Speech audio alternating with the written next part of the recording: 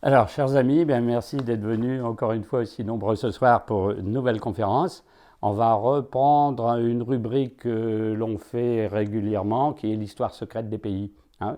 Donc, on intercale l'histoire secrète des pays avec la symbolique et avec des sujets ésotériques généraux pour faire, disons, un peu de variété, quoi.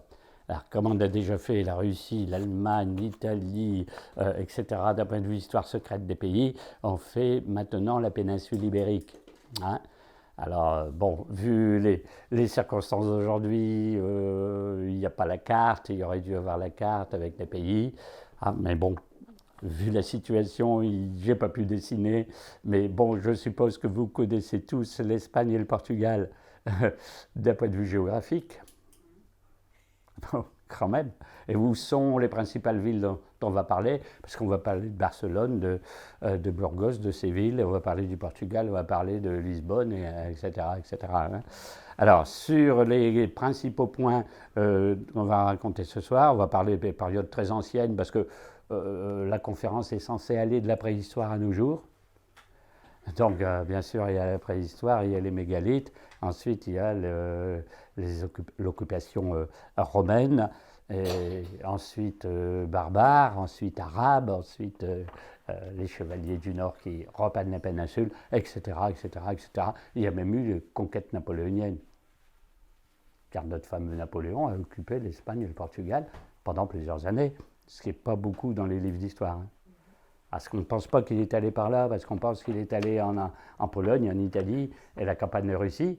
Mais attention, un sacré règlement de compte au sud. Bon, vous voyez. Et puis, bon, forcément, comme les sujets rentrent dans le cadre de ce qu'on appelle la doctrine ésotérique, pas bien sûr faire l'histoire des pays, ça ne sert à rien, c'est dans tous les livres. On va parler que des aspects ésotériques en général, hein. Mais il faut quand même parler un petit peu d'autre chose, hein, pour fixer le contexte. Donc il va y avoir la reconquête. La reconquête, c'est quand les chevaliers du nord de l'Espagne reprennent les territoires contre les musulmans. Ah, ça dure des siècles, hein. Mais dedans, il y a une histoire avec des Templiers, avec des chevaliers, etc. C'est extraordinaire. Il va y avoir bien sûr le mysticisme de l'Espagne, parce que c'est quand même très religieux, hein, comme pays, et, hein, il y a beaucoup de saints, de saintes, des cathédrales absolument hallucinantes. Il y a le fameux Saint-Jacques de Compostelle et le pèlerinage, donc ça, ce point de vue-là, c'est ésotérique, hein, ce pèlerinage. Et donc on va voir aussi les grandes découvertes, parce que si on parle de l'Espagne et du Portugal, on parle aussi de la conquête du Nouveau Monde. Là, vous allez dire, oui, on va parler de Vasco de Gama, de Christophe Colomb, ça n'a rien d'ésotérique, mais ça fait partie de l'histoire de l'Espagne, et vous verrez qu'il y a quelque chose d'ésotérique quand même, parce que c'est pas très officiel tout ce qui s'est passé avec la découverte du Nouveau Monde, hein. Après, on verra quelques lieux insolites, parce que c'est pour ça qu'il y a un diaporama, parce qu'il y a des lieux vraiment extraordinaires, hein, sur place. Et puis, on verra que la péninsule peut jouer un rôle dans la fin des temps.